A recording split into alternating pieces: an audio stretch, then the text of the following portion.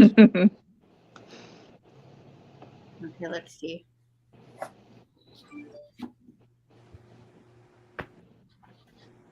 Oh, come on. I was trying to see on the. It looks like we're live. Yeah, it looks. It says live. I always double check on YouTube. Okay. Hey everybody! Welcome to our live of Pam Godwin's Deliver, which is the first book in a 9-book series. Yeah. Yes, it is. First off, though, have you guys? I know that. Well, I guess it's only Jessica. Jessica, have you read any of the other books? I've read all of them. Okay. And they get better as you go. They just get better and better. Yeah, that's what I heard. Yep. Hi, Megan. Hey, Megan. They get better as you go. Okay. Yeah. Yep. Better and darker, I've heard. Yes. But more beautiful.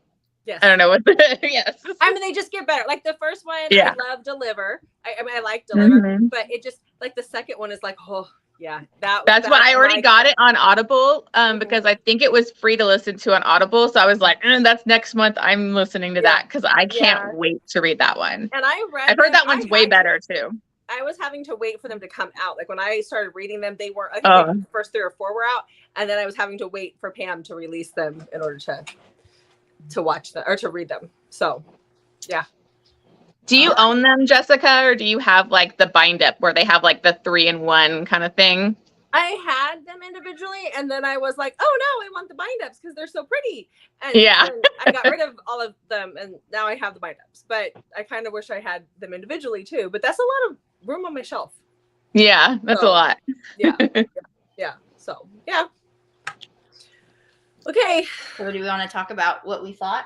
Mm-hmm. Our ratings, I guess. Yeah, I'm curious. Okay. Who wants to go first? Mandy. Mandy. Okay. I'll go first.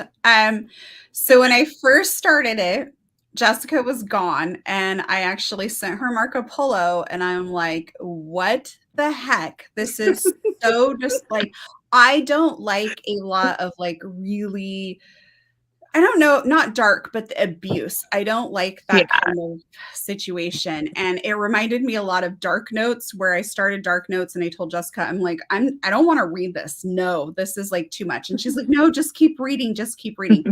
So when I was reading this one, I left her Marco Polo, and I'm like, if we were not doing this for our buddy read, I would be DNFing this. Like, I don't like this horrific level of abuse, but because you're gone and because this is our buddy read, I'll keep reading. And oh my gosh, was I glad that I did, because it was a 5-star read for me. I just always have to get like that first hump of Pam Godwin's books just are so like awful. Not the writing, like the level of abuse that some of her characters go through is just too much for me. But as everything unravels, like so much more makes sense. And then you kind of feel okay with some of the actions. But at first I'm like, how? Like, she's horrible. Like, there were hints that there were things going on, but right at the beginning, you're like, this is awful. Like, no, I'm done. Yeah. I don't want to read this. I agree with you. I thought the same thing, because I love Pam Godwin, but I was like, oh my God, I know that there's going to be a twist. I know that there's more to it, but why do you, like, she's setting you up to really hate Liv just to eventually really love her. Yeah. Yes. But I say eventually, but quickly love her, because you see that she's not everything that the book says she is. But I struggled. With Pam Godwin, I just always want to be like 5-star. But then I thought, like, there was a couple things that I didn't like, but I also think, or a couple things that I wanted differently, but I think that I gave it a grace period because there are 9 books and you've got to leave something for those as well. So it has to be a 5-star, because I think if it wasn't part of a series, then maybe I would give it like a 4 or a 4.5. But because it's part of a series, and like I said, things will probably come up in the later books, then 5-star. Yeah. I just love her. I originally had it as a 4-star. Like I was really surprised when I pulled it up, and I was like, I only give it a 4-star because to me it's a 5-star book. I mean, the amount of times I've reread it and stuff. Yeah, I bumped it up to a 5. It's just the whole series is awesome. I see. Yeah, see, you have that to fall back on too. I do. No, yeah. I don't want these characters are horrible. Like what? You know what the next book's about, right? Van. But that's the thing is she like brought me back on Van even in this book. Like I was like feeling for him and I was just like there's so much more to the picture and like near the end I was like that's the thing is I almost wanted to give this a 6-star but I'm like it's not perfect enough to be a 6-star. I'm feeling like Van's is going to be. And so yeah, so I gave this 5 stars, but like I mean I got so emotional, like I was trying to read it at work and my cubicle points where I'm like crying, like tearing up, like I don't know, Pam Godwin, like I don't cry, and I've said that so many times. I don't cry in romance, but like the last 3 books I've read, Pam Godwin's, I've literally cried, and I'm like she's the best, like she's the best. So yeah, I gave this 5 stars. I freaking loved it. Like it was funny because my mom, I was trying to get her to read this with us and she like DNF'd it like first chapter. And I was like, Mom, you have to give it more than the first chapter. So I'm hoping maybe now that I kind of told her a little bit of the twist, she'll be more open to going into it. But I can see how people would be like, this is too much. Because usually I don't really like the sex trafficking or like those kind of books. But I kind of just trusted that's Pam Godwin. She's going to take you on a more deeper journey. So. Yeah, definitely. For sure. I agree. Well, for me too, it's the fact that Liv is the more dominant personality and Josh is the more submissive. And so for me, I was like, we're used to reading it the other way around, unless you like go looking for a book like that. There are books like that out there. Yeah. But even for me at first, I was like, I don't know if I like this. Like, do I like this? Do I not? But Pam pulls it off. I mean, I like my dominant male heroes, you know, my crazy guys. I like my Vans, but Josh still works for me, so she's able to do that. But what I liked about Josh too is he was more submissive. It was more her little pain slut. Yes.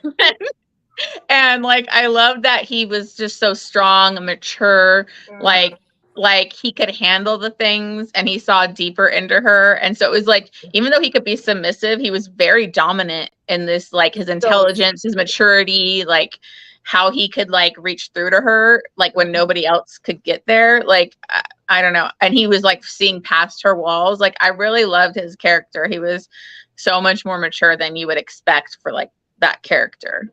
And being so inexperienced too. Yes. Yeah. Like when you see him in the next book, he is more protective of Liv. Like he steps up into that role. Yeah. A lot more. So yeah. Well, she allowed him to get like that towards the end. But I mean, he called her girl like towards the end. I was like, that's okay. Yeah. Because she always called him boy, and I was waiting for him to call her, or for her to call him Josh. But then when he just like flipped the script and was like, whatever, I said, oh, you're like, yes, finally. Yeah. Yes. Pam Godwin. Yeah. Love Pam Godwin. I don't know if I've ever given a Pam Godwin. I haven't read everything. Like, so now I want to read this whole series immediately, but like, I think all of them are like 5 stars that I've read of her so far. So for me, they were all 4 or 5. I don't think there's anything I've given Pam Godwin's that was under a 4. Let's put it that way. She has a horror series that does not end. The second book does not end on an HEA. The third one does. So I think I know which one. Is that Eve one? Thing. And I saw Jen go off about it on the Book Refuge, and the way she told what happened in that, I'm like, I don't think that's one I'll want to read with the way that the love story goes, you know, in the books, which I'm not going to give anything away. But like when I saw that, I was like, I don't know if I even want to try that. Yeah. It might not be mine. Good. It just, it wasn't what I typically go for. I mean, it was good. I like that kind of post-apocalyptic kind of stuff. So it was good. But she's right now writing a series about Alaska. So that's what I'm excited. Jonesing for that. Yeah.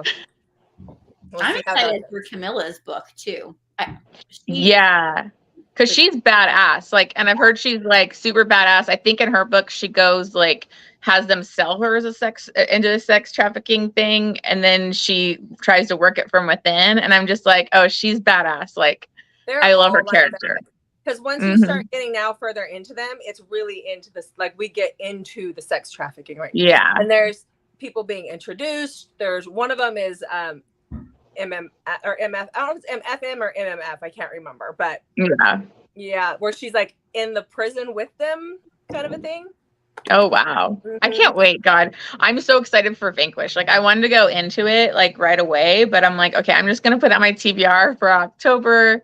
And I was so excited when I saw it was like free to like with your Audible membership or whatever. So I don't think the other ones were that I saw that were on there, but like you have to use a credit or whatever. But yeah.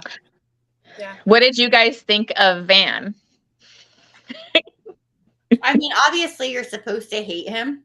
Yeah. But I could see that there was something else there. Like he, even though like he, you know, Liv was like, he loves me. I think in his own way, he loved her. And I think that that's going to come out more in his book, but yeah, I wanted to have a soft spot for him, but just like, he was creepy.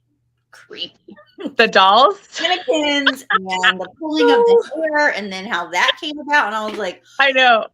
At the end, when she's like near the end, you know, when she sees the doll and it has all her hair, and I was like, oh my God, I didn't even see that coming. Like, I didn't even see that he had been pulling her hair. And I'm like, that's some weird. And I love how, like, when he would do things or pull her hair and she would just explain to Josh, she's like, oh, it's just his thing. Yeah. It's just it made me think of Charlie's Angels, where he pulls Drew Barrymore's hair and like sniffs it. Like, does he have like a box full of her hair that he sniffs at night? I thought at first I thought he was making a ball, like a little hairy ball. Oh. But that too gets pulled into the next book as well. So it gets the mannequins and the hair are a big red flag. Yes, they are. Yeah, I don't know how you get sexual when there's a million dolls. And then the one he had hanging over his bed, and she was like, well, I make him move that if he wants to have sex. You know, my grandma like, yeah, I would be like, we got to get the Annabelle doll out of here. Yeah, Annabelle doll. When we were kids, our grandma brought us home marionettes from Mexico, and they were hanging like in the corners of our bedroom. And I'm still traumatized. I am still afraid of those marionettes. So yeah. No. True. Yeah. The lotion on the basket. Yeah, he was in the basket. Yeah. Yeah, he was very disturbed and had a lot of issues. Like, even when they do that almost like three-way thing, you know, and like he's kissing on, you know, Josh, and then he lifts his hand. I was like, oh, okay. He likes the shock factor, but like, I'm curious to know his relationship with Mr. E, and like, which I'm sure comes out in his book a bit more, because he's the only one that knows his identity, which I will say, as soon as that part came about and I saw the name, I was like, oh, there it is. That's who it is. Yeah. And then where it's revealed that it's his like father, and like his mom was one of the women, I was just like, oh my God, everything like makes so much sense on how effed up he is because of this guy, you know, and where he would want to he would usually get in a guy's face and be overprotective for Liv, but he didn't like fight back Mr. E when he literally threw her and was like choking her up against the wall. And it all made sense because like, I love how their first meeting, like the guy was looking at Liv too much, so he attacked him, and like he couldn't even go to any of the meetings in the future. So he has that like over the top possessive, like kind of crazy personality. So for him to just sit back while Mr. E attacked her was like, so. Yeah, he definitely had some sort of fear of Mr. E that didn't really seem to fit his personality, just like how she had her own room and she was the only one that had the code. It's like, this doesn't seem like he's really working with Mr. E. It's almost like he's forced there just like she is, but where his level is, like, Yep. Yeah, you can't imagine, like, when they brought up how his like mother's friends, you know, would rape him, or, you know, so you've seen, like, you already know he's got sexual trauma at a young age, then his father manipulating him and make him into this is like, you didn't expect to feel bad for this guy who literally was kidnapped her and forced her into this life, like started this whole chain of events for her. But so I can't wait to read his book. That's what I love about Pam Godwin. I mean, the way that you leave it to where you eventually feel remorse for somebody so bad, and then you start to make almost, to like make what am I saying? Yeah, God, it's not black or white. Like, there's not black or white. He's a villain, he's evil. It's like there's so much gray area and so much more to the reasons. And so that's why I love, like, even in like Sea of Ruin, like the captain or whatever, like he like pissed me off, and I'm like, I fucking hate this guy.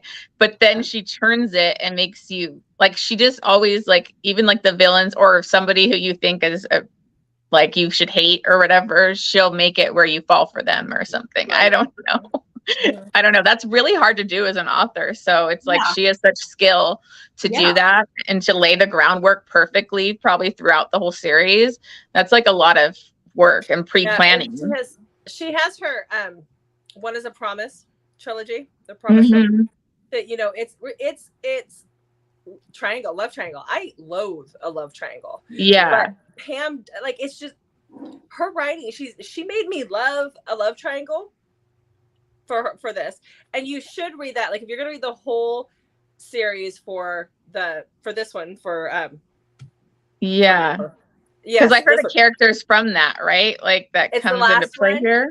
The very last character is, and you should read it before you go into that last book. I've had the first book on my Kindle forever because it was like free, I think, on Amazon. She always has that. Yeah. But I was scared. I haven't gone into it yet. I was like, oh, I don't know if I want to read a love triangle. The audio, I think I listened to it, but it was one of those where it's like, I don't do love triangles, but it was free.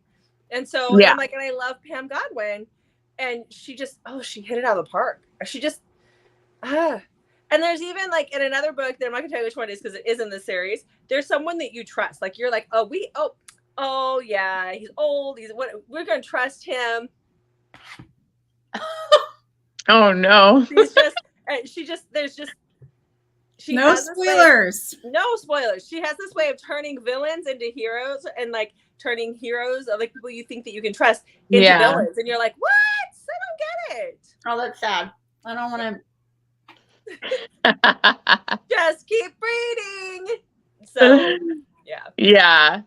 I mean, like, some of okay, so the scene that like probably was like one of the most disturbing for me was like when they went to the first meeting with that guy and he had his wife like hanging up, like her mouth, like shocking her. I was like, this is freaking disgusting. And then the fact that she has to protect Josh so that he doesn't get raped by him, that she lets him do that to her. And then he still was like backing out of it. I was like, you freaking son of a bitch. I'm like, she just like, because I can't even imagine doing, anal or butt stuff when you're prepared. With what he did to her, it was just like, it's like trauma, man. Like, all to protect the man that she loved, though. Like, that's what like shows her like character so much, is that like, which that's what's funny is like you feel like you weren't gonna like her in the beginning, but like you could just tell there was so much more to it, and that she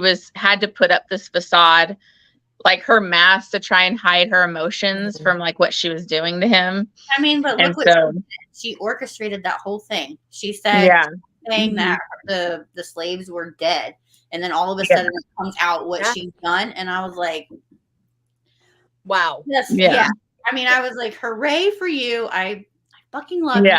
Yeah. Over, she's like, well, I'm gonna kill the guy, and like she was telling Josh before, and he's like, no, you can't kill them. There's another way. And it's like, little do you know, she's literally killed every single one of them. It's like, no, she's already a killer. She's already done it. Yeah. The minute we found out about the baby, for me, that was when I was like, okay, there is so much more to this. There was something more. Yeah. Yeah. Because a mom would do anything for their kid. So it's one of those things where I'm like, oh yeah, no, there's something else going on here. So much more. And like, how sad is that? Yeah. And like how Van risked that too, like to have sex with her and get her pregnant, like knowing like what could happen, but it's like he wanted her already and he was doing what he could to like his whole thing is like, I saved you. It's like, oh, you saved me? Like you freaking kidnapped me. You didn't save me. You started this whole thing. Yeah. But it was like, it was so sad watching them watch the videos to get like they're watching the videos together and it's just like, oh, it's like. And they can only watch it one time. No picture. Yeah. You know, it's just. And the mom, like that really got that broke my heart. I was hoping that was just like a ploy to get her. That's what I was hoping too, that it was going to turn out that he hadn't actually killed her. Like it was a fake magazine, newspaper. Yeah. That's why I wanted to give it less than a 5 because I was like, please. Well, then when it was like she was worried that Van had to go do that, and then when he reveals like he was trying to get there in time to stop his father, that's when my heart started like warm for Van, like actually warm, because I was like, oh, and then he told her, you know, he was going to tell her and try and kill his own father and all of that. So it's like you can see in his own way he loves her. Yeah, maybe not the most healthy love, but it's the only love he's probably ever known his whole life is what he feels for her. So yeah, you can tell I can't wait till Van's book. Honestly, up until that point, I was not convinced I wanted to continue with the series. Like I was like, I really like Camilla and I would like to know more about her, but like I knew what next, and I'm like, I'm not convinced. I have a little bit of a soft spot for him, but I'm not convinced yet up until that point. And I was like, okay. I think too, I've seen a lot of videos like about this series, so I kind of had more knowledge going in than probably what you guys had. And I've seen people like, I know Justin Reed's Romance did thing too, where she like talked about the second book being like one of the best books in the series. So I kind of was like, oh, she's gonna turn this villain around. Pam Godwin, she's gonna, because they were like, oh, I didn't want to read his book, I thought he was a monster, and then going into the book and what she puts you through was like, so I'm like, but I didn't really, I was like, oh, okay, well, we'll see. Then while I'm reading it, I'm like, oh, I bet it's going to be a big turnaround or something beautiful or emotional that Pam will do in the second book. I don't know. But I hadn't looked at any of the next books. So when I was reading it and Van was like dying while he's getting all this out of her, I was like, oh, I like really felt for him. I had no idea he was going to live. And then when they go back and he's gone and everything's, and well, when she tells them that, hey, we tried to go clean up and he was gone and everything, you know, was clean, I was like, oh, he must have made it. So then I was like, he's probably going to show up in one of the other books. And then we find out that he does. But and that's I had totally gone in blind. So that's how it was for me too. Because when I was reading it, nobody was talking about it at all at that point. Yeah. Like, I had not made it to BookTube or anything yet at that point, because it was years ago. So that when Van was dead for me too, and I was like, no. But then I love when Josh was like, oh, we didn't even check his freaking pulse. Like, it was just like, how dumb were we? We didn't even check his pulse. We just left him there. And then she felt even more guilty. It was like a heightened situation. They were trying to out like it was not negligence on their part. It was kind of life and death for them as well. I did love when like she goes to that meeting, you know, to drop off that girl, and like she's almost about to get killed, and Josh takes the shot, and you know, like it did what he said he would never kind of do, that kind of, you know, murder or any violence. And so I actually really loved that, because it just showed they were willing to do anything for each other. Yeah. And he didn't regret it at all. I also loved how he basically didn't give a F what his parents said. Like, I love how he was like, no, she's going to sleep in my room. But like Liv felt uncomfortable. But like, he was like, no, like, I'm not going to be this preacher or whatever. Like, so his parents kind of annoyed me. About Pam Godwin, though, she does it with every single book, I feel like, especially with like Dark Notes, how the BDSM really strengthened Ivory. Yeah. And it really like just made her such a strong person because she was able to take that power back. And the same thing happened with him. And he was like, no, because you weren't trafficking my body and you weren't abusing me. Yeah. You were really just pigeonholing me. And I did it. Yes, I did it. But like, enough is enough. And I'm going to live my own life. Yeah. So back like up. at the beginning of the book, you tell he didn't really want to do it, but he did with his parents because of what they're like, you know, with deal with God and blah, blah. And it's like, he didn't really want to do it. And then this kind of freed him to be like, no, like, I'm going to do what I want. I'm not going to live out your like promise. And so I really loved that because they both grew so much together in the book.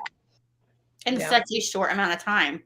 Because like at some point he was like, I've been here for like 8 days or something. And I'm like, wait a minute. Like a month has gone by. What is going on? All of a I know, because it would say like this many days and this many days and this many days. But then she'd be like, it was a week. I'm like, that's more than a week when it said the amount of days. So I was like, okay, whatever. I don't know. It feels like a long time. And then that poor girl that was like the other sex slave in there. And he's trying to talk to her and she was so beaten down. And I was just like, oh my God. I know. I was like, oh my God, you're going to get her in trouble. Please stop. Yeah, that's what I was Shut up. Yeah, just listen to the rules. I had been the one like I'm like, you can lock me in one of those boxes, but can I have a book when you're doing it? Jeez, I know. I know. Talk about boring. Like that box thing with the tone and everything, I'm thinking like, oh my God, I would be a different person when I came out of there. Like I would just been dead. But then you find out like she went through the same thing. Yeah. And like, she didn't want to do it to him. Like she was like suffering the whole time she did that. Yeah. But like I like highlighted so many quotes because there was just so many. Like I love Pam's writing. It's like somehow so poetic and like beautiful. Like, and then like even like in the beginning, I was highlighting a bunch just about Van. So you could tell already I was like, this guy's like, so I was like highlighting her like thoughts on him. And it was just, I don't know, it was so good. Like I was so impressed with this book. Yeah. I was always impressed with her writing. Yeah, Heather's right about his pain and his submitting. I do like too. Isn't there a part now I'm like questioning whether I actually read this part or not, where he's like, you didn't rape me. I gave myself to you. Like I willingly gave myself to you. No, like I thought there was a part where he said that. Isn't there? Kind of, because she like wanted, he wanted to like start to have a sex while they're in there, but she didn't want to because she had sex kind of in the manipulation and duress with Van. Yeah. And she kind of felt like that wasn't really her consent. It was her like being manipulated when Van was like, so she didn't want to do that, like them have sex while he's like that. Cause then is it really him consenting or is she, you know? So, but I think he was like, finally like, no, like I want this, like I'm choosing this. I'm glad they waited. Yeah. I'm glad they waited too, because it was such a beautiful moment. Like I was just like, oh. Yeah. So. I also really appreciated that there was not like a third act breakup where they get out and then he's like changed or she's like, oh, I'm not good enough to be with you. And they had to break up. I really liked that we didn't go down that road. Yeah, I was worried that was going to happen when they were leaving the police station, and then she sees him with his parents, and she starts walking away, and I'm like, come on. And then like he literally comes up behind her, like, where are you going? And I was like, thank you. I do not want a third act breakup right now. I don't think any of Pam's books have a third act breakup that I've read. But I'm trying to think. Yeah, I don't know. I haven't either. I mean, I haven't read too many of them because her writing and her books, like they put me through a ringer for sure. They're intense. Yeah. I think the only one I think might have a third act that it's been so long was Lessons in Sin, like kind of when they're discovered. I haven't read it in so long, so maybe they kind of split up. I haven't read it yet. I don't know. No spoilers. Oh, somebody said Lessons in Sin. I ain't giving you anything. I don't feel like that's on my it's on my Kindle. You need to read it. Get on it. I read it. I think that's the first Pam Godwin I ever read, actually. That was my first one from her too. Yeah, and I was like, okay, I like this. I am trying to remember if or if Sea of Ruin were my first. I put off Dark Notes until after I'd started the Deliver series, so I can't remember what was my first Pam Godwin. I'd have to look. And Lessons in Sin, Mandy, is not that dark. So like there's some like it's a really light, like a lighter Pam Godwin book. So I think like it's like a good, I think if people haven't read it, it's a good intro to kind of come in. And that's right. The audio's good too. I listened to it at work. So it is good. And I think that's why she said the for this new series that's coming out, like it's taking a little longer because she wants the audio to be put out at the same time that the book is released. Oh. Yeah, I love it when authors are doing that. Like that's awesome when authors like have the audio come up at the same time. Yeah, I love that too, because there's times when I just can't physically sit down and read because I'm busy with work or whatever, but I can sit and listen to a book at work. And that's Yep. Dark Notes was your first. Yeah. Dark Notes was your first, right, Mandy? Yeah, I've only actually read 2 books, that and Deliver. You haven't read Sea of Ruin yet? Sea of Ruin. I haven't. It's on my bookshelf somewhere. I was going to say, isn't it on your bookshelf? Yeah, you've got to read that. Oh, I don't know where it is. I literally cried in the first 30, like the 30 pages. I was bawling in that book. I'm like, I don't. You girls, you two get on it right now. Listen, I didn't want to read it because I wanted to read the physical copy, and I just got it. Yeah. So now that's the reason I hadn't read a lot of hers is she's not really Kindle Unlimited. So like I read a lot of Kindle Unlimited. So it was like I kind of had to like physically buy her books. Yeah. Because I'm like, I don't want to buy like an ebook. I'd rather buy the physical book. So that's kind of why I ended up waiting to read her more. Her the King of Libertines is typically free on Amazon, and that's the prequel. Okay. So it's worth reading beforehand. Because I wanted to read that after I read Sea of Ruin. I saw that was out, and I was like, oh, I want that. Yeah. So I gotta check and see if that's free then. Yeah. The girl, like the girl narrator. I hate it when you can't.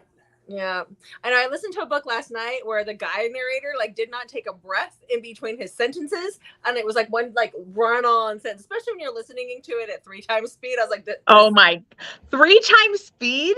I normally listen to it somewhere between 3 and 350. Oh my god! How do you even retain a book? The fastest I go is 2.5, but like even that sometimes is too fast. If there's an accent, depending on how thick it is, I will have to bump it down to like 275. But most of my books I listen to at 3 or higher. Wow. Yeah. And the best part about that is like if my husband gets in the car with me or the kids and the book starts up, they can't understand what a word's like what's being said. So mine like on any play it only goes to 1.75. That's the only thing I hate about it. But like I literally would be playing it on my speaker while I'm cooking or whatever, and my son would be like and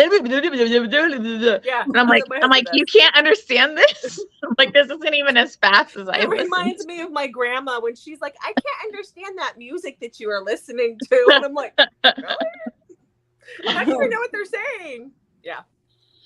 Oh, bad female narrator, I guess. Yeah. I don't remember the female narrator bothering me, but I think too when I listen to it really fast, sometimes it doesn't resonate.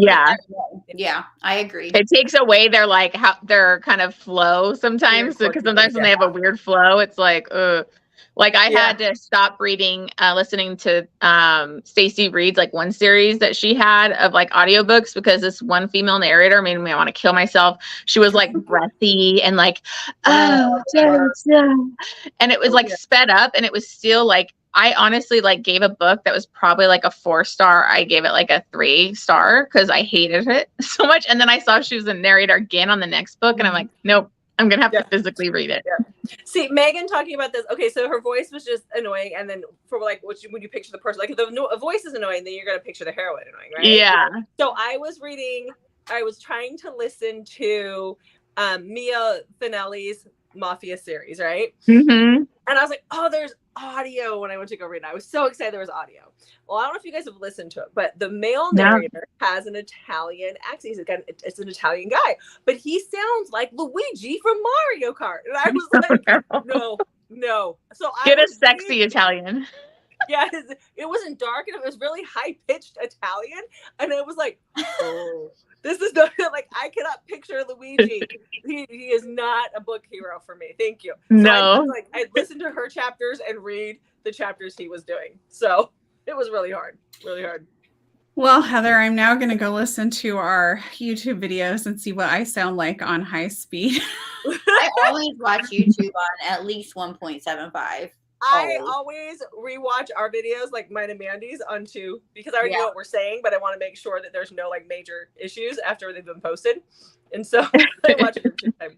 I can't watch YouTube, like any YouTube videos. I can't watch them at normal speed anymore. They have to be at like 1.5, 1.75. Yeah, they draw. I didn't realize people did that. I'm going to have to go. I listen to my books at 3 or 3.5, but I've never done that with YouTube. Oh, you'll have to try it with YouTube. Like I do it when I want to watch like history videos and stuff. Yeah, I speed. And then once you set it, every video after that just goes on to that speed. So. Oh, okay. Yeah, for me, when I get out and like when I like close out the app on my phone, it goes back to normal. I have to reset it again when I get back in there. But everything after that, if I'm just on the app, we'll do it. So. It's none of you. It was none of you. I'm just curious as to what I sound like. Well, somebody sounds like a dolphin when they laugh. So. Oh God. She's like, I promise. It was none of you guys. I promise. We're all quietly laughing over here. I know. I don't even want to know what I sound like. Worried about. Yeah. Get me really laughing. I might sound like a dolphin, you know. Yep. Yeah. So who's gonna go jump into the second book? I am next month. You what? I will at some point. I've been in a really weird funk with reading lately. Like it's just I think I've picked a couple books that have put me there. I wanted to finish this. That's tough. Yeah. I'm just not into it. I can't finish it. And then I started reading, Amber's probably going to get upset. I started reading His Pretty Little Burden. I was like, I'm done with this. You didn't like it? I didn't either. I didn't like it either. I know. I saw Jessica's review on Goodreads. I'm like, what the hell? What? I think it was mainly that book. I put it down because I was like, I'll finish it. But my God, I just was like, I think. Did you read the other books in the series beforehand? No.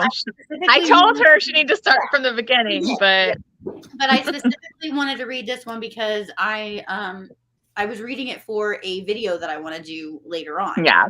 I was looking for specific books, and this one tagged that specific trope. And I read that it was kind of a standalone, that you should read the other books, but you can read this one. So I don't ever read out of order if I can help it. But said that it was a standalone. And there is a lot of information in it where I was like, this is one that I probably should have read the other ones. Yeah, because the house that he's at, that he took over, like all the stuff happened in like the previous 3 books, like so much mafia stuff. So I know Jen from the Book Refuge started out with Pretty Little Burden. And that's what got me to look at the series, but I was like, I'm not starting there. I can't, like, I always have to start at the beginning. And I gotta admit, like the first book, I was just like, okay about it. That's a duet about Max Butcher, and he's like one of my book boyfriends now. And the second book, like, I think maybe it was I was on my period. I don't know, but I was like crying at the end of that. And I'm like, why? What is happening to me? Like, I've become a sappy mess. Like, I'm crying over a mafia guy. Like, right? What is wrong with me? Me too. Like, I don't know if I would still feel this way if I had read the other books first, but I think it's like Fawn. She drives me up a wall. I can't. Yeah, she's very young. She's very young and she reads young. So that's kind of like, you kind of have to, But it's not going to be for everybody. It doesn't make me mad or anything. I was like, you really liked it. And you liked it. I think if we read the other books beforehand, we might have liked it. I didn't realize it was a part of that Kids of the District series. Yeah. When I started reading it until I finished it and it ended on the cliffhanger. And I was like, that's it? Where is it? And then I went to go look and I was like, oh, it's a part of the series that I haven't even read yet. Come on. Yeah, and they're like duets. You know, the first one's a duet of the first couple. Then the third one's like a standalone. And that a lot of stuff happens in that's important to like where they're at in the Pretty Little Bird. So that's kind of why. We'll see. I did see that Nikki Harris has a post-apocalyptic series.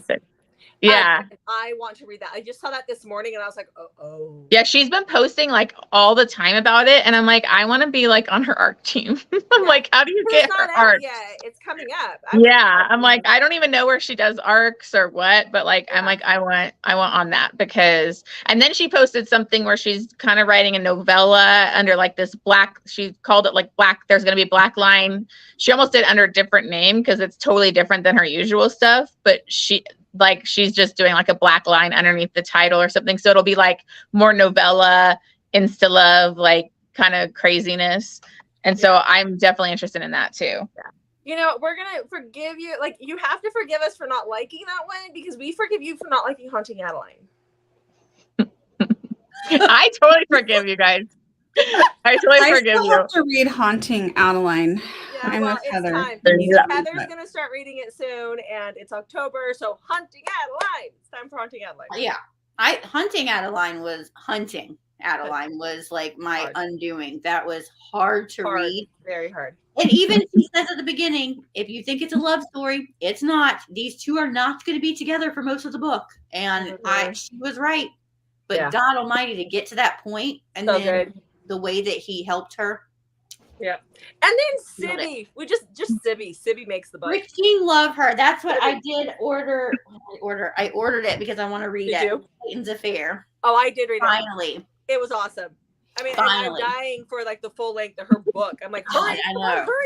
Me and Mandy are over here like, Yeah.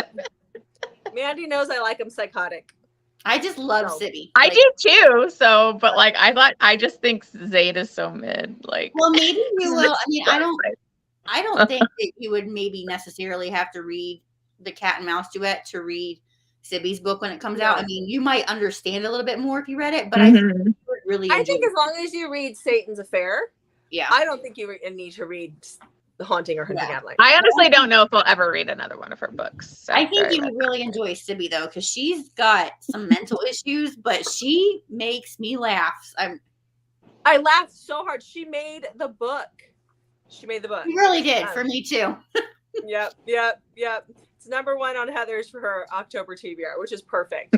I just read one that we were talking about earlier that is Lilith Vincent's newest release, and she based the male character on Jareth from The Labyrinth, and the book itself is almost like a Labyrinth retelling, mafia style type. Oh wow! It's like Hate Me, Love Me, I think is what it's called. I give it 5 stars. Crazy. All he wants to do is get her pregnant, but a crazy dude. Oh yeah, I love the braiding kinks. I love it. It's like blowing up in my I don't know if I've gotten into that yet.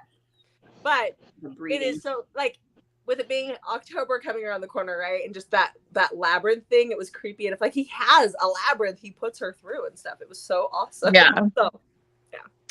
That was dark enough. It has all the triggers. Yeah, I've been having a hard time this week. Like I'm so behind in my reading because I was home for like 4 or 5 days with a really bad migraine. I have really bad migraines and it was one of the worst I've had. And I could not read a book. And then I usually listen to audiobooks every day at work. And so I wasn't listening to an audiobook. So I finally picked up Binding 13 by Chloe Walsh, but it's a long audiobook. And so I'm listening to that and I was listening to it at work and I'm like, oh my God, I'm not getting anywhere in this book because I'm not like at work. And I'm like, this is a lot of pages of duet for like one couple. So I'm interested. That was really hard to get into. I mean, I've told everybody it's really long, but I don't want to say it's hard to get into, but at some point during it, I was like, okay, when are we going to get into the story? But she is setting you up for all of the series, so you kind of have to go through that, because it feels a lot more character driven, because I'm like 55%, and I'm like, nothing's really happening.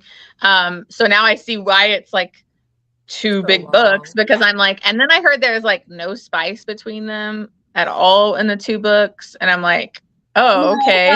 There's like nothing in the first book, and you get a little bit in the second book, and then, but it's not what we're into. It's definitely like I definitely was like, oh my god. At one point, I was like, can you kiss? When is the romance gonna start? I remember even saying, I was like, if these two don't get together and do something, like. Yeah, I'm enjoying it. Like, I'm not like, but it's slow. It's kind of slow going in the beginning, where introducing everybody, but I'm like liking his best friend. I'm liking all the characters, but I'm like, oh, there's like it's a lot more character driven, which I'm totally fine with. It's just it was a little slow going for me at first, but really I think I'm really gonna like it. I hope. Yeah, I hope you do too. Her writing, cried. I loved it. You always cry in books. No, that's not true. This one definitely cries. Yes. And we only have 6.5 months left now till Claire and Gipsy's book. Yay. So I have that's the guy I like, Gipsy. So he's not even out yet in the series. Oh my god. You're in. Is the next duet on Johnny, not Johnny, but her brother? That's the next series, that couple, right? Yeah. Okay. I'll wait till the second book and Johnny and Shannon's story, because a little bit more of Gipsy, and the ejaculation scene is one of my favorites. And then don't be worried about when you go to read the next 2 after that, Joey's book. Because I like put off reading it for a while, because I'm like, I don't want to relive all the horrific abuse that those kids were going through to read Joey's book. And I didn't feel like that when I read Joey's book. There's mentions of stuff, but how much like abuse that Joey has from reading just in the first book, it's like almost glossed over a little bit. And it's more about their relationship. Yes. Yeah. You have to touch on it. Yeah. So I put off reading it because I'm like, I don't want to read about all that horrible stuff that happened to them. And I did the same thing. I was like, I can't relive that night. Yes. Yeah. So good. So I cannot wait for Claire and Gipsy. But what she's doing, she was bought by, is it Bloom? I think it is. Yeah, I saw she had new covers. I don't know how I feel about that. I didn't like that. I'm like, I wonder if the old ones are still available, but I don't know if she'll do it for the new ones. She already sold out on all of her old ones, but she's now only going to do 1 book a year for the Boys of Tommen until the series is done. Liz Tomford also just sold her first 2 in the Windy City series. Oh, I do not like those covers. They're cartoon. Yes. Oh, I was like, what? I hate cartoon covers. Yeah. See, and they're not cute. They're not cute. No. I was like, no, like, why do they have to do this? Like, her covers were so good. Yeah. But because she was bought by those 2 books but the 2 books were bought by a publisher, they redid them. And I don't like the cartoon covers. Honestly, if I was at a bookstore and I saw those, I would probably pass them by.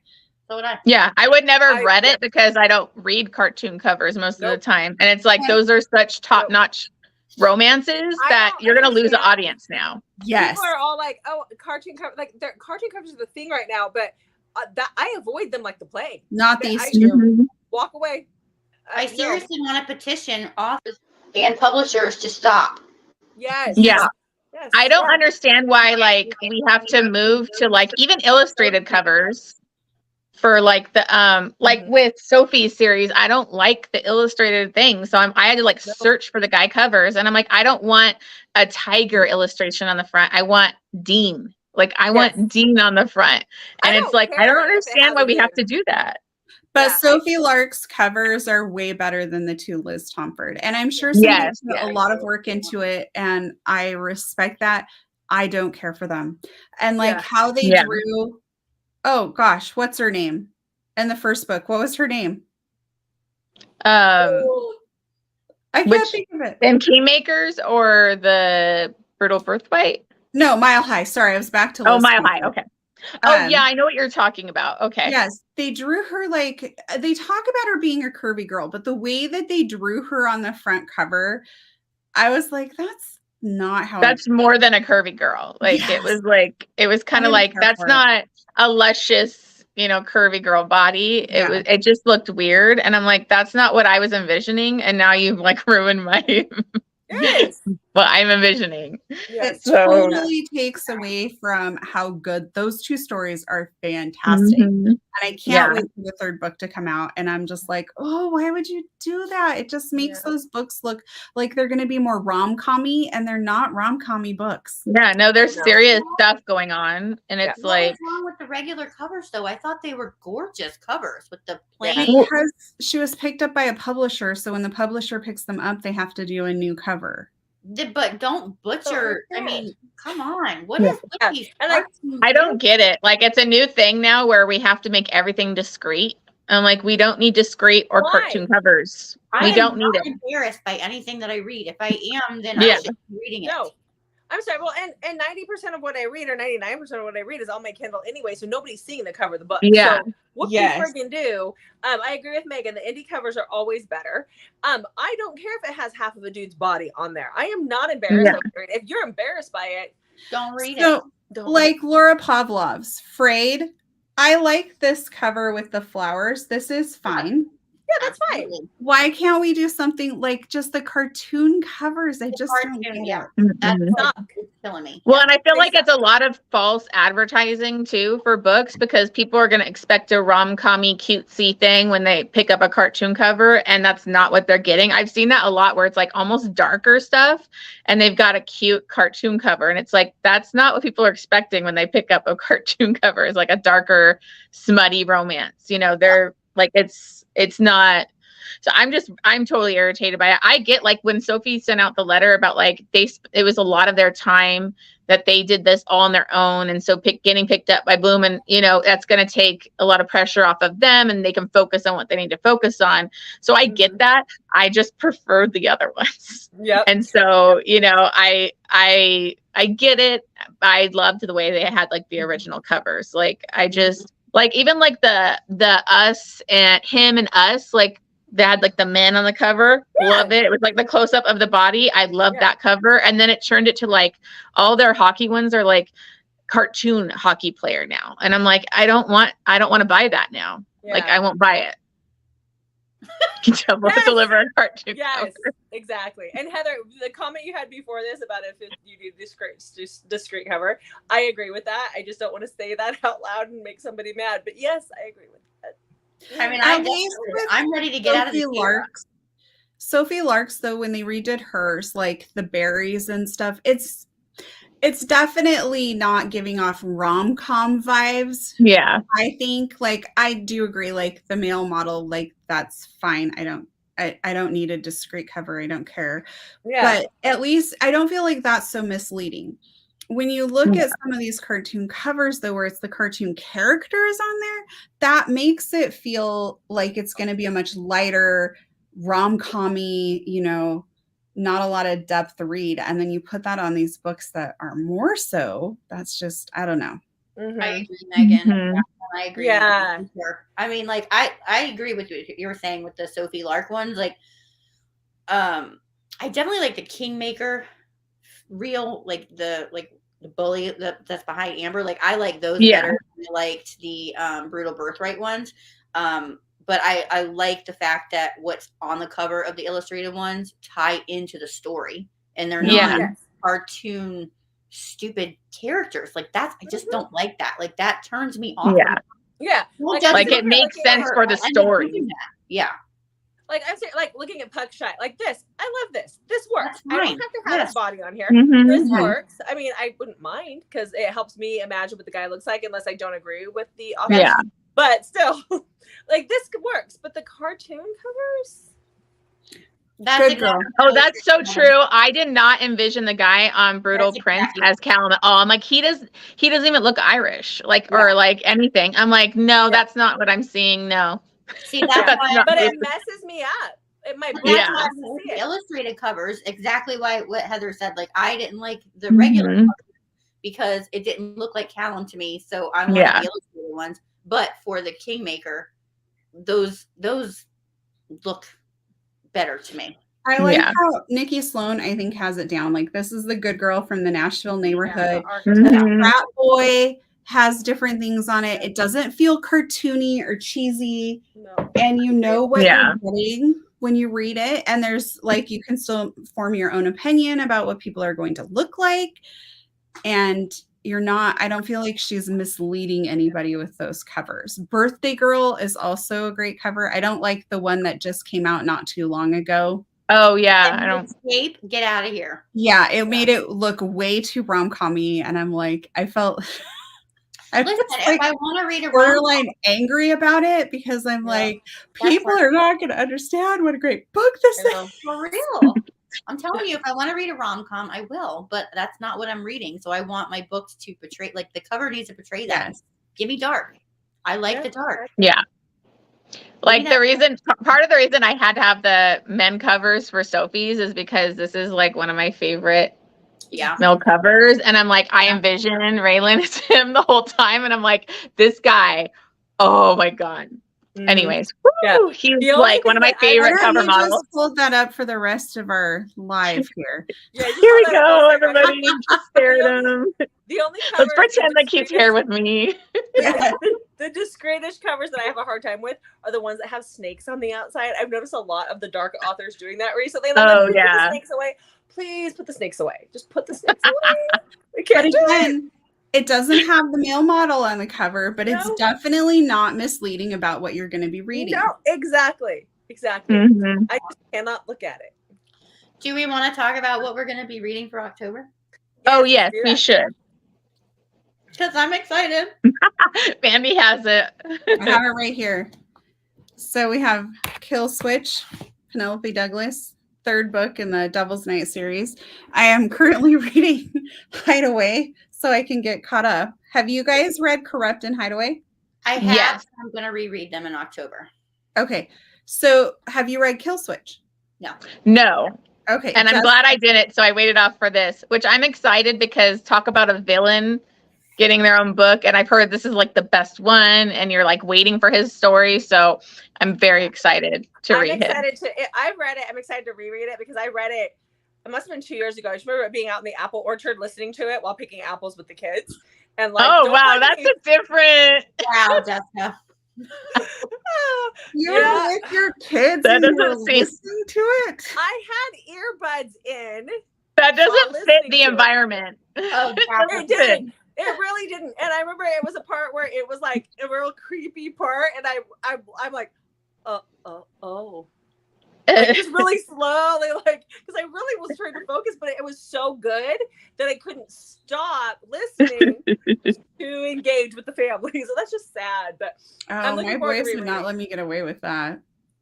Oh, we were all like branched out in the orchard picking, so it wasn't a big deal. You mean you were hiding? You say hiding, I say branched out. It sounds better the way I say it. But yeah, okay, so let's do this. I'm walking quiet, like lean in. Already in like Hideaway, like when you learn so much more about him, I was like, oh, like I'm starting to feel a certain way. So like she lays the groundwork really good in those two books. She does. I'm excited. I'm excited for you guys to read it. He's just so crazy. I was like, I'm scared to go into the book, but I'm really excited because he's just, and I knew that. And if you guys want to love him. Sorry, Jen. No, go ahead. The fact that she's blind is another thing too that I love. She's a blind ballerina. Oh, I didn't know that until you just told me that. Yeah, like that just makes the book for me. She's my blind ballerina. No more. And I don't know if anybody that's gonna read it with us or whatever, if you guys have any play, I know these books are on any play too. So you could listen to the audio if you have any play. Because I think I listened to Hideaway or I saw it on there. Yeah. And Kill Switch is also on there. So that's my library. The first time I listened to them and they were really good on audio. My library has the Libby app. Libby with our library. And so I was listening to Hideaway and I accidentally returned it. And I was only like maybe 100 pages in, so I was not very far, and I accidentally returned it. And then it's like popular apparently, and so now I was like back on the wait list. So I pulled the book out and started reading. So I'm like, how did I do that? Mandy going, it's popular apparently. Well, no, this time of year. On like the library stuff that I think would be really popular isn't like most of the stuff that our local library has is like your very typical, like your Colleen Hoover, all the stuff that you're going to see like in Target is what they have. So I was surprised that they had Penelope Douglas and that it was popular because that's not really what the library caters to. So the audio is really good because the audio narrators are Tatiana Solikov, I believe is what her name is. Yeah. And Jeremy York. Jeremy York is the male narrator. You're all welcome. Go listen to it. Yeah. I think I'm going to listen to it. I don't know. Good. Yeah. Jeremy York is my favorites. We switched our date and time a little bit. So we're going to try a Saturday this time, October 21st, 1 p.m. Pacific time. Is that 4 p.m. your time, Eastern, Jen? Yes. Yes. We're all doing the math. Gotta try. Yes. Yeah. And then in November, we're going to pick a book that the three of us have read that Jessica has not. Yeah. Sorry, guys. Actually, I think we should try and Colleen Hoover? I'm just kidding. No. Y'all are funny. Do not. I haven't read Colleen Hoover, so I haven't read it. Oh, I did. Jessica is going to be gone in October, so I'll message you two and we'll get it all worked out. You know, she's funny, but she's going to be gone for 2 weeks in November. So it was funny, though, because I posted a thing, a short or a TikTok where I had gone to Barnes and Noble and I was like, these are the ones that worked for me and these didn't. And I skipped over Colleen Hoover and I skipped over Verity. And I was like, this one didn't, I don't read Colleen Hoover. Sorry. She's just too overhyped. I got so many comments about, you have to read Verity. You have to read Verity. And Mandy's like, be nice. Be nice. Do not be mean. I didn't like that one. I loved it. I did not like it. It's just, it's Colleen Hoover. I don't want to. I'm like nervous. I'm too nervous to go in. Like, I'm going to get mad. Absolutely no desire. Now, I'm telling you, like now, because my tastes have evolved, I think if I would pick up something now, I don't think that I would like it as much as I did back then. Yeah.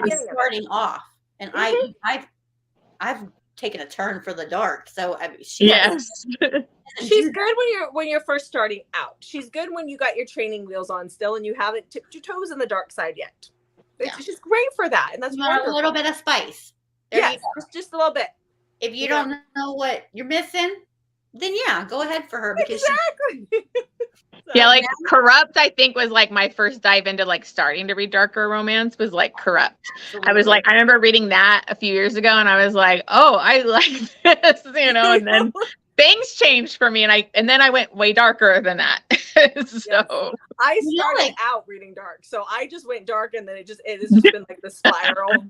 Just gets worse and worse. You didn't even like start with like the sweeter stuff. You just went, I think like my first foray into like erotic and dark was Anna Zare's the trilogy. Yep. Oh, I need to read that. That's pretty dark, isn't it? Like pretty. Yeah, he waits till her 18th birthday and kidnaps her, and then like says, "You're mine, so you're mine." I was like, "What am I reading?" But I couldn't stop. I was listening to it while I was at work at the time, and I just was like, "Work be damned! I can't." Yes. What is going? It was amazing. I loved it, and then I was like, "Well, now I'm hooked." And then I found Penelope Douglas. Yep. And then it just went downhill. I think my very first was at least it was within the first few months of me starting reading, really get into it, was Tilly Cole's Hades Hangman. It Ain't Me Babe was my first one. Holy shit, Jessica. That's dark. That was my first dark too. She didn't dip in at all. She just was like, deep in, here I come. I was like, right. And I was like, oh, I love this. So that was my first dark series. I read After, and then I started reading Elle Kennedy's Off-Campus series. And then I called her and I was like, this is the one. And then Jessica threw you in the deep end. She goes, here you go. Actually, I think you told me to read The Deal. Probably, yeah. And then she had me read Birthday Girl. And I was like, oh my gosh, I love it. Then Surviving Trace, then the Off Balance series, and then it was like right to Hades' Hangman. Yeah, it was just because I'd been reading for almost 2 years at that point. Actually, Hades' Hangman might have been before Off Balance, even actually, now that I'm thinking about it. Yeah, I've got a love for Hades' Hangman, and it just kept getting worse. Well, yeah, it was my first dark too. Yeah. Oh, yeah. I apparently I don't play around here. You don't. Yeah. Well, I'm really excited for Kill Switch. I've been waiting too long to reread the series, and I'm so excited. October is the perfect month to get started reading them or listen to them. It's perfect. Yeah. So if any of you want to come join us, and we're doing it, what you said, what was it? What did we say? The 21st? The 21st, 1 p.m. Pacific. It'll be on Bestie Book Reviews channel. And so you have plenty of time to read 1 and 2 to jump into 3, which we'll talk about. Yeah. So excited. Okay. Yay. Is that it? Do we have any last minute? No. I think we're over an hour already. So we're good. All right. All right. Bye. Bye. Thanks for joining. Thank you for coming.